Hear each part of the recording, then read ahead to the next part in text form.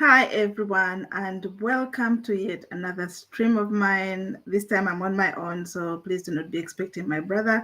I am talking about transitioning from the tradition, from the modern spiritual religions, the modern religions, to more broader perspectives around what spirituality means for all of us. So I am going to start this way. We all know that religions like Christianity and Islam, I talk about those two because those are the ones I'm most familiar with. More so Christianity, as I was born into a Christian family. So religions we all know now, we now know that have been that are born out of the context where they come from. For example, when you look at Christianity, Christianity has a lot of the Jewish influences, or the people from Israel, the Jewish influences around it, and therefore they will teach you things about the kind of foods to eat, how to eat your meat, because it has a lot of influence from there. And when you look at the Quran as well, they're teaching you how to pray, and it's a lot of their cultural influences that are embedded into those religions. Now, many times people think that I am knocking religion. I'm not. I'm not putting down religion one bit, because I actually believe that these the people that are mentioned, like Muhammad and Jesus, being teachers or prophets, these people were very insightful, and they passed on very important knowledge for the human race, for people to adopt. Where my problem lies in is in us as Africans. How do we fit into these stories? And what were our stories? The reason why I am very passionate about this, the other day I was watching an old documentary from the BBC, and it said that 2.9% of Africans practice their religious and cultural beliefs. 2.9. The rest of it has been adopted. So the majority of us are either Christian or Muslim. Now, this is a huge loss to the continent. And that's the reason why there's people like me that have come out and said, hang on a minute, we need to reclaim ourselves, because a lot of the identity that we have as humans comes from knowing our cultures and our histories. A lot of the things that we know are good for us, like the foods that we eat, the medicines that we derive from our environments, are all passed down through things like religion and culture. And that is why these are things, even behaviors, managing behaviors, are passed down through religions and cultures. Now, what happened to us as Africans is that the process of colonization took that away from us. Our own beliefs and cultures were labeled as pagan worship, witchcraft. Those were the words that were used to describe our religious beliefs. But there's societies around the world. When you look at the Chinese, they have their own religious beliefs that they practice. When you look at India, they've got their own religious beliefs. It's us, the Africans, who have lost that identity, and you can see that the suffering that we are going through has a lot to do with the the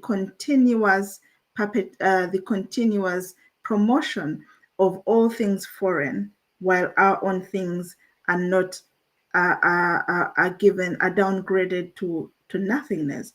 So what are you telling the African child? I have children that I have produced in the diaspora. I need to give them their sense of identity. I need them to understand that they're important contributors into the world. And if they don't feel this, and this is why we have problems with children in the diaspora, they from the African side of the continent, they don't have a sense of identity. But even us as parents, we have lost our own identity, or we don't have one. Here I am, I'm speaking to them in English. I have failed to teach them my mother tongue. They have a few words that they can say, and I can say that I'm lucky that I have come that far. They have a few foods from Africa that they enjoy to eat, like chapati and ugali or kaunga, if you want. Kaunga in Kenya, I think it's called ugali. In Southern Africa, it's called saza. So these are our cultures, these are our heritage, and religion is very much part of what promotes our identities. We now know that our ancestors, this is what they ate, this is what they promoted, this is how they got spiritual well-being and nourishment. And those are the things that would be resonating with us because they've been passed down from generation to generation.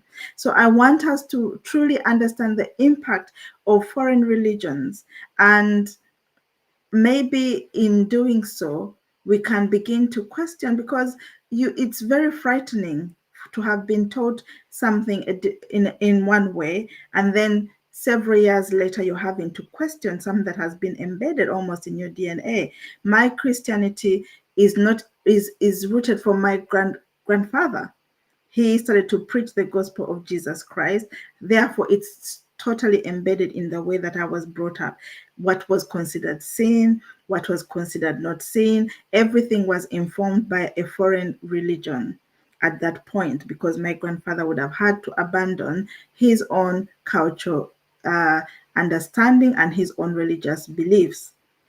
So this is the question for me and for us all as Africans. What makes a specific religion right over others? And why is it that the people that have been most impacted by this thought pattern has been Africans? How come we don't wake up one morning and tell people from, say, from other continents that your religious beliefs are going to take you to hell? And the thing that is interesting about Christianity as well is that Christianity, the reason why people are able to talk about Christianity and criticize it, why we find it easier to discuss Christianity, is that in actual sense, there's nobody who holds ownership of Christianity, because it would have belonged to the Jewish people, but they don't believe that Jesus was the Son of God, and therefore it's a cliffhanger for the rest of us who are waiting for the Jewish people to then believe that Jesus is indeed the Son of God. What does that mean for us then? We are lost again, and our identity, we are lost in an identity that, and a crisis that we don't understand, because this is a crisis. At what point are the Jewish people going to say Jesus is the Son of God? Perhaps never. And there's nothing wrong with what anybody chooses to believe, but it's the way that we are propagating these stories, and they are having an impact on our own children. So I don't know.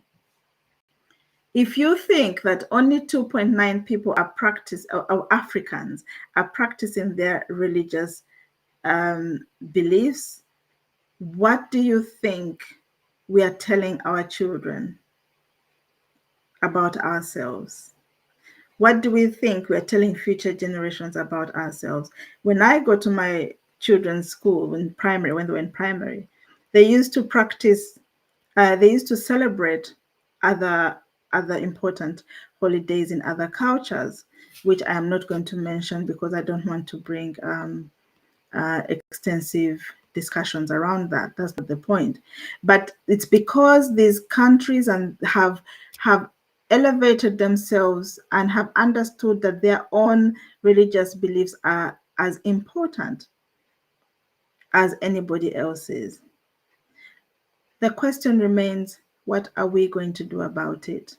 Are we going to continue to bury our heads in the sand and promote religions that have been brought on by colonization? We all know that now. The religions that have said that the people that actually introduced them may be the bigger problem than the religions themselves. So the introduction of these religions have said yours is a pagan worship. But we know that in every religion, because of the advancement of science and technology, every religion has an extent of superstition in it. And like Christianity has superstition in it. At least that's own um, my own reasoning for it. Because when you start to tell me that somebody has walked on water, that somebody in scientific understanding, and bear with me, I'm talking about science, it is not possible that somebody has walked on water. But perhaps there is a spiritual explanation to why they said Jesus walked on water. And I cannot argue with that. But when you talk about physics and science, it doesn't add up. And that's the same way that they managed to rightly criticize some of the religious practices that we had. For example, sacrificing human beings. That is not a good thing. And not all cultures or religions in Africa sacrificed human beings. Or even the practice of perhaps keeping people who have died longer than necessary because it would be spreading diseases. So science has taught us new ways of improving those practices. So how about we remove the things that don't work, but we retain our Africanness for the benefit of the future generations? Well, I hope this has been insightful. Again, these are just thoughts. I don't want people to take these as attacks on a specific religion. It is just for to widen our perspectives on what we take to be truth. Thank you for listening, and I'll hear from you next time. Okay, bye-bye. Bye.